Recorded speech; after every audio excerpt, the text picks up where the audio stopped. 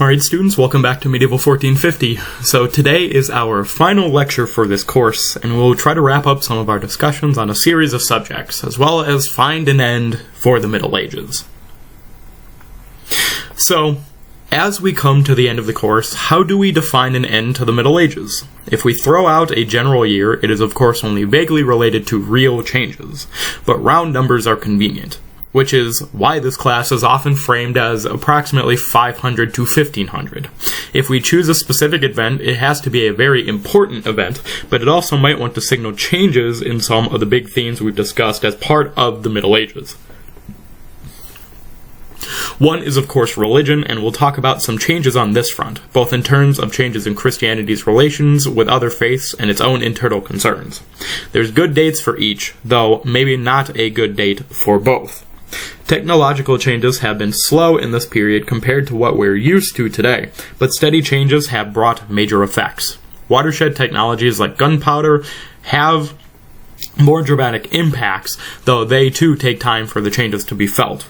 The collapse of structures such as feudalism and the changing of political conditions familiar to much of the Middle Ages is another way we may talk about the end of the Middle Ages.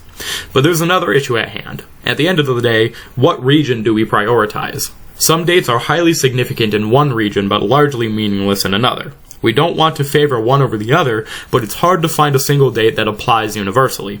So why don't we move through them roughly chronologically and explore exactly what they mean? So we will start with the Renaissance. Although the movement slowly spread across Europe, it originates in Italy. The term Renaissance is French for rebirth, as it reflects a period of renewed interest in Rome and the classics more generally. In turn, it eventually leads to a rejection of the quote-unquote Middle Ages and the coining of just such a name for our period. It began in Italy around 1300. In the wake of the Crusades, the exposure to the Middle East had given the trading cities, or rather the trading city-states we've already discussed, opportunities, and helped drive that market for goods from the east like spices and silk.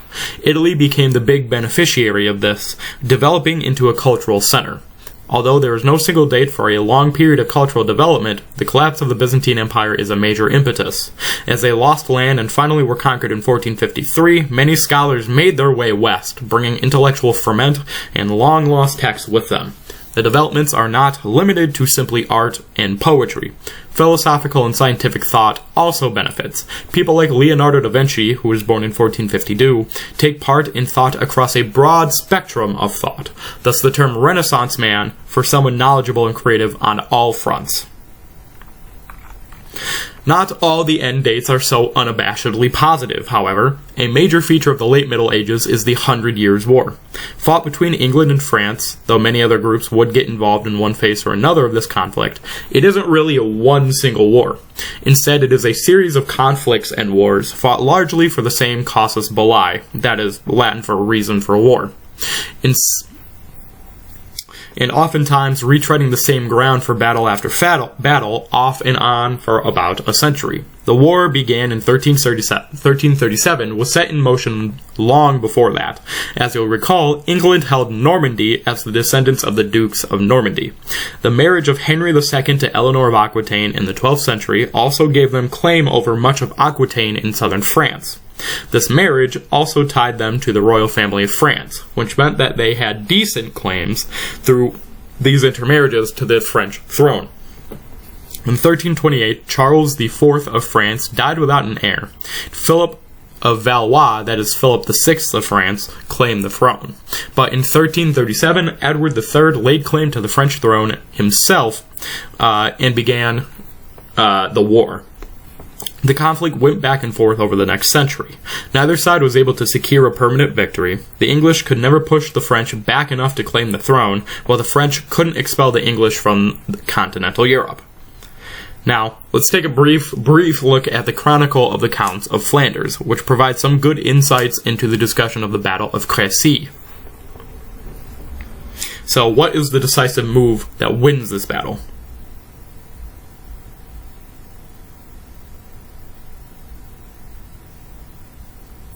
So the text mentions Edward's leadership and his maneuvering of archers, and that, as it turns out, is the most crucial part of that battle and representative of a major change in the way war was fought in the Middle Ages.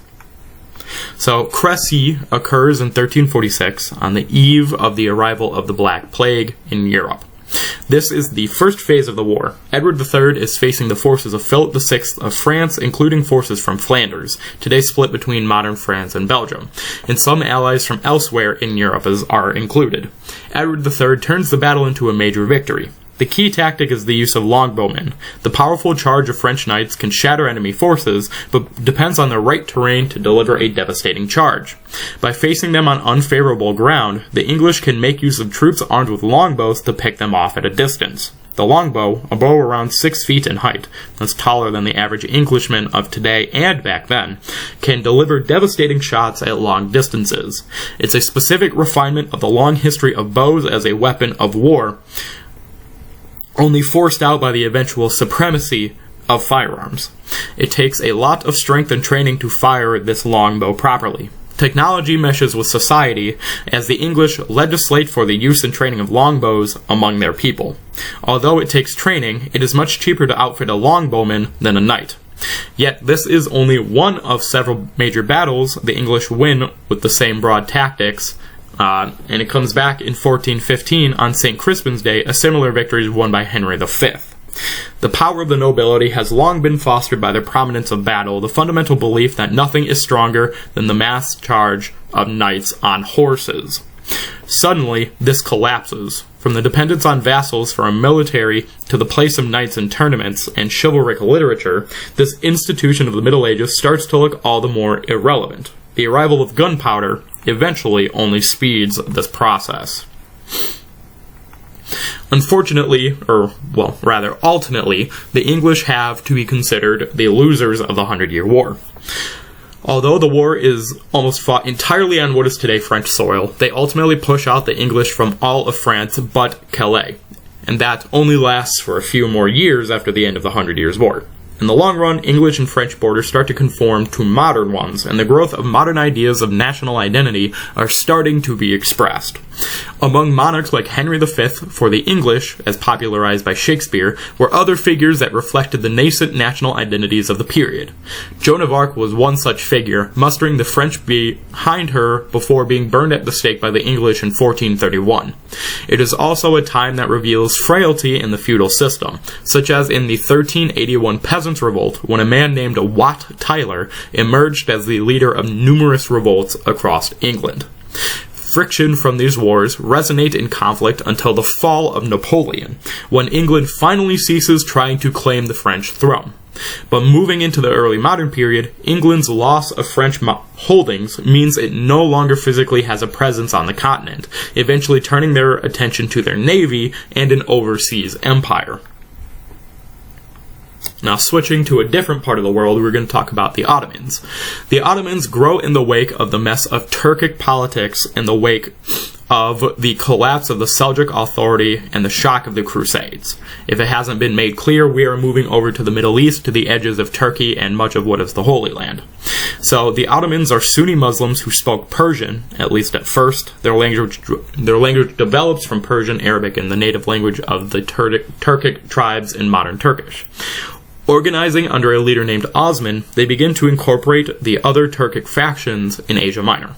In order to manage a growing realm, they establish a complex, effective government to rule large areas, along with many faiths and many peoples.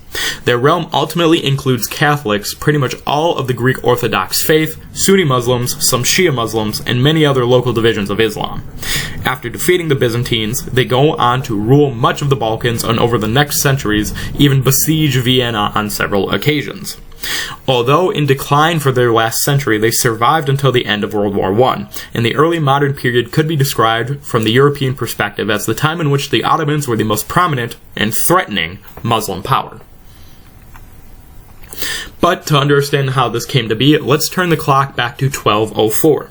This is the year the Fourth Crusade fully goes off the rails and sacks Constantinople.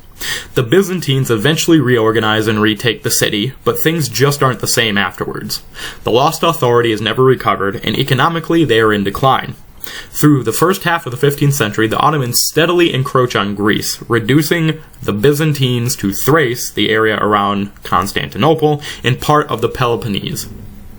The final blow comes in 1453. Sultan Mehmet II of the Ottoman Empire decides it's time to take the city. To do this, he needs to take on the Theodosian walls. Although the city has been taken and even looted, no one has ever really managed to take the walls that surrounded the city and won. The Crusaders, after all, were let into the city before they sacked it. They did not have to actually climb or conquer or destroy the Theodosian walls. They are considered the high point of medieval fortification, but built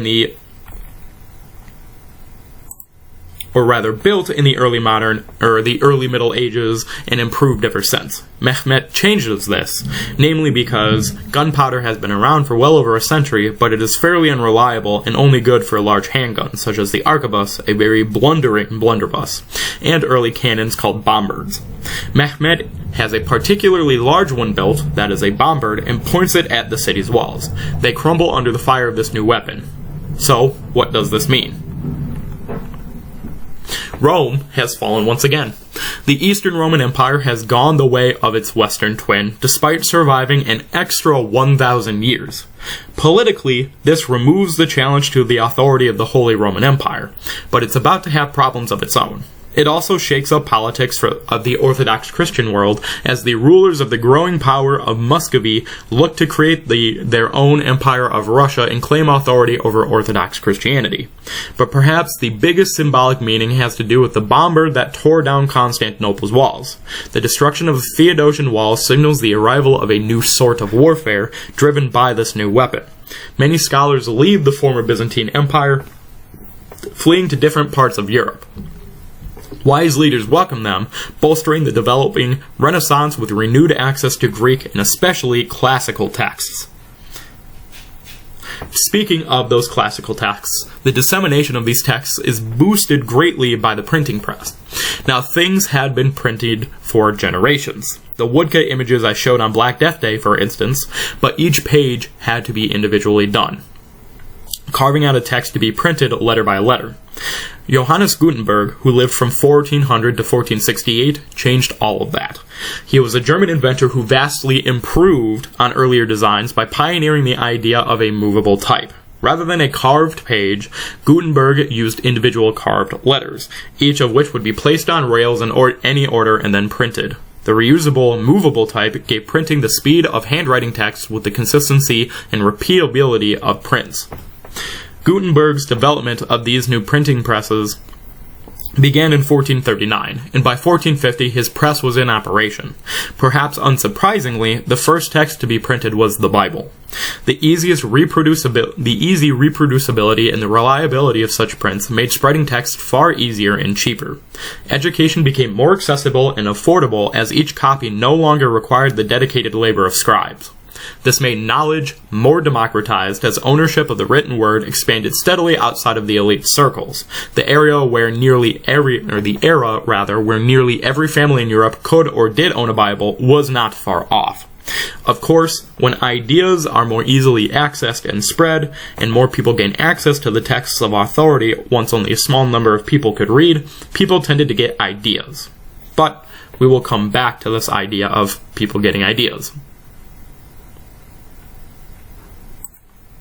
Now, let's look back at the Iberian Peninsula. This map depicts Spain in 1265, but not much has changed for nearly 2 centuries. The Reconquista, the name given to the efforts to push Muslims out of Spain, note that by the 15th century the Muslim presence is some 700 years old, so reconquest may be a bit of a misnomer, has largely been stalled, leaving one small emirate centered on Granada, which you can see down here in the south.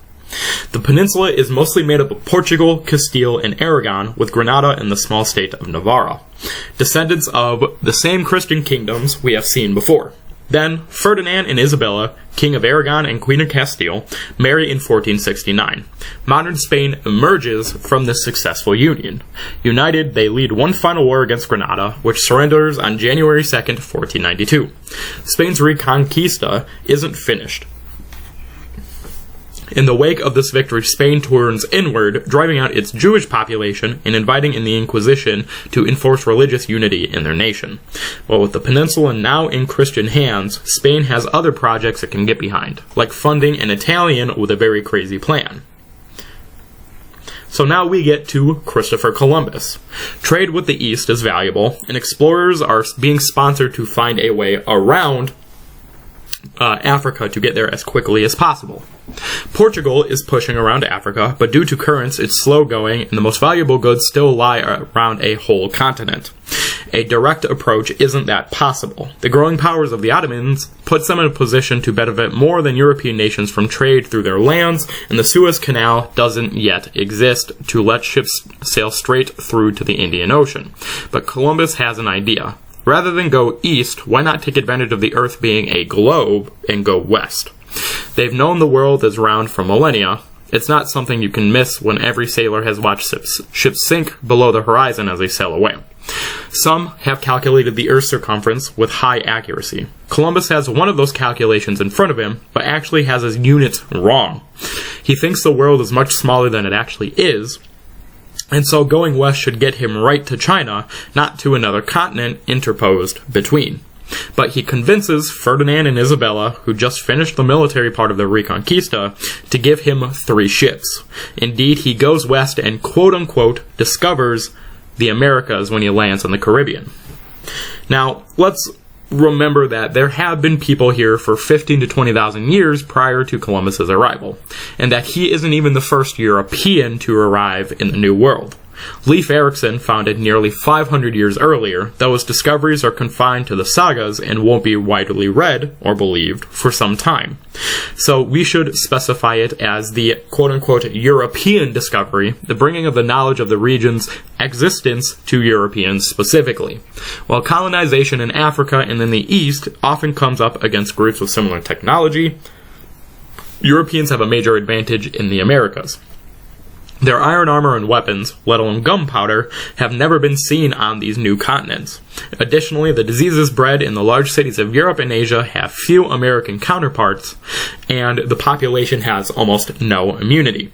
Colonization is enabled by shipbuilding technology and made viable by the other technologies already in use in Europe. An entire new horizon and direction of expansion marks this transition into the early modern period. So now we are going to finish this up with religion. Pretty much the subject that we began this course with, ultimately. The 14th century was not only trouble for the population of Europe in the form of the Black Death, or the politics of Europe for the first half of the 100 Years' War, but it also saw the start of an event called the Western Schism. In 1309, the French crown moved the Holy See, that is the center of the papacy, from Rome to Avignon in southern France. This reflects the decline in papal power compared to kings, but was also trouble for the papacy, as kingdoms like England, who had issues with France, did not much like the papacy being in French hands. In 1377, Gregory XI moved the Holy See back to Rome, but by then, things are too late. Upon his death in 1378, one pope is elected in Avignon, and another in Rome.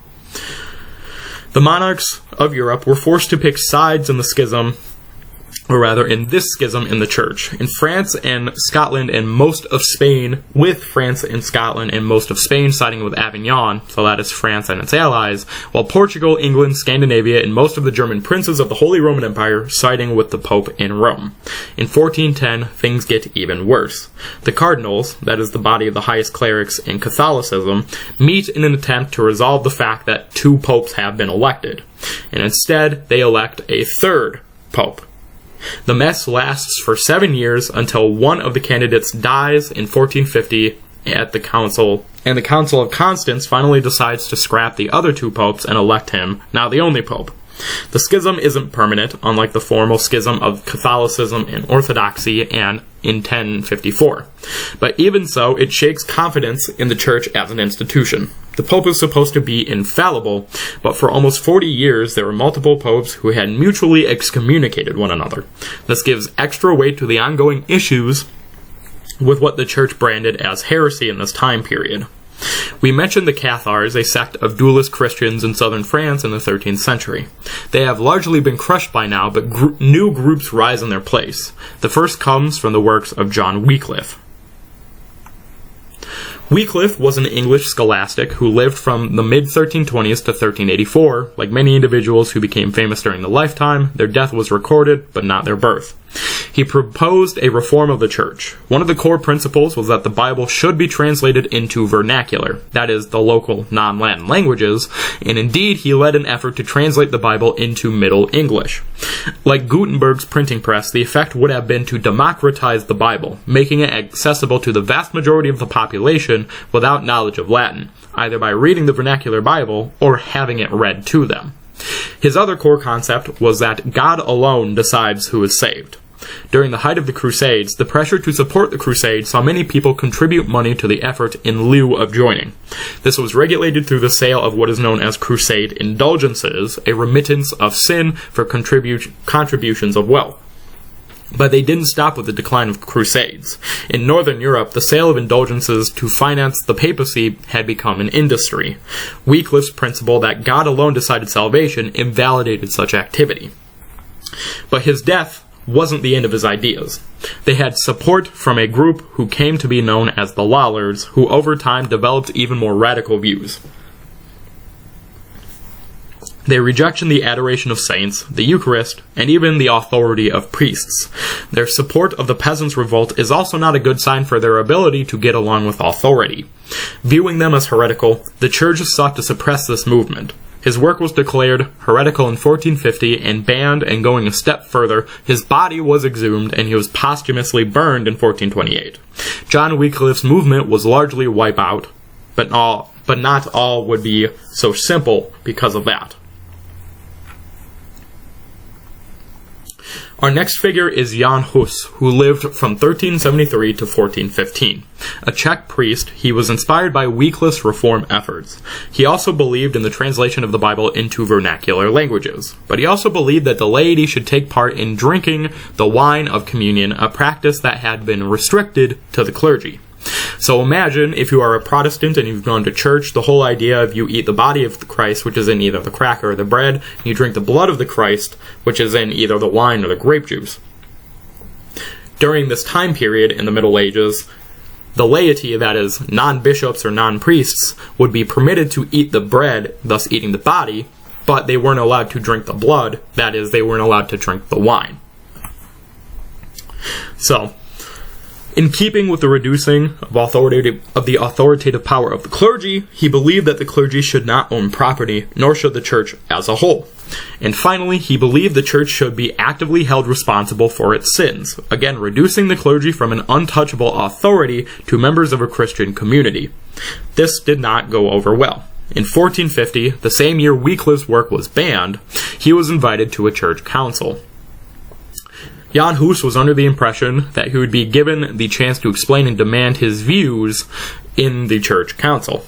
Instead, the council was a trial for heresy, and he was burned at the stake. Unlike the Lollards, his followers, taking on the name Hussites, would not be suppressed. Like the Cathars, the church finally decided to wipe them out with crusades, and even that did not work. The religious movement became deeply ingrained in the Czech sense of identity, so while it did not spread beyond Czech communities, it proved impossible to eradicate the so-called heresy within the Czech community. But this was merely the beginning. Born in 1483, Martin Luther would trigger religious division the like of which Catholicism had never seen. He was a German priest, and after a pilgrimage to Rome and seeing the sale of indulgences and the ostentatious wealth of the church, he became highly critical of church corruption. This became, combined with a series of theological problems he saw with Catholicism, and culminated with the nailing of the 95 Theses to the door of the Wittenberg Castle Church on October 31st, 1517. Luther was a monk and a priest looking to reform the church. These theses were just that, theses, arguments to be made, the start of a discussion. One of the fundamental concepts was salvation as justified through faith alone. Again, indulgences were being rejected because of this concept. This concept became the rallying cry of the Reformation. Despite being initially an invitation to debate, the church viewed it as a challenge, while the local nobility was more than happy to use the religious split to undermine the authority of the Holy Roman Emperor. By 1521, his ideas were spreading, and he was summoned to the Diet of Worms under charges of heresy. Martin Luther wisely secured the emperor's word that this would not be a repeat of 1415, and so despite being outlawed, he survived. He continued the ideas of Wycliffe and Huss, translating the Bible into German. By the time the upheaval of the Reformation is done, numerous churches have spread across Europe. While the descendants of Luther's followers end up in the majority in Germany and Scandinavia, other reformers end up founding their own churches. John Wesley founds the Methodists, while John Calvin's followers become the Reformed and Presbyterian churches. In the midst of all the chaos, King Henry VIII of England starts the Anglican Church, splitting from Catholicism not because of doctrinal issues, but because the Pope will not allow him to divorce his wife. This patchwork of religious affiliation spreads out from Europe into the colonies they established, with the Spanish and the Portuguese colonies being as Catholic as their colonizing powers, while countries like the U.S. adopt one of the new branches or become recipients of the numerous small minority faiths that emerge in the search of more religious freedom. One of the other long-term consequences is a permanent fissure in the Holy Roman Empire. The Catholic emperors in Austria are never capable of returning the northern half of the empire to Catholicism, which is why only the southernmost part of Germany is Catholic today. But it's also why the Holy Roman Emperor increasingly looks to be an empire in the name only. The Reformation is a massive demonstration of the power of the printing press, which is used to disseminate the Reformation through printed pamphlets, Luther's theses, and his German Bible. At some point between all these changes, the world starts looking very different from the one we have spent this semester describing. Bit by bit, we have left the Middle Ages, and so our class must come to an end. Thank you all for your hard work this semester, and remember the class ratings are open. Your comments are important, both for improving the course and my own teaching, so please do fill them out. I will also have the study guide up well before you probably listen to this lecture.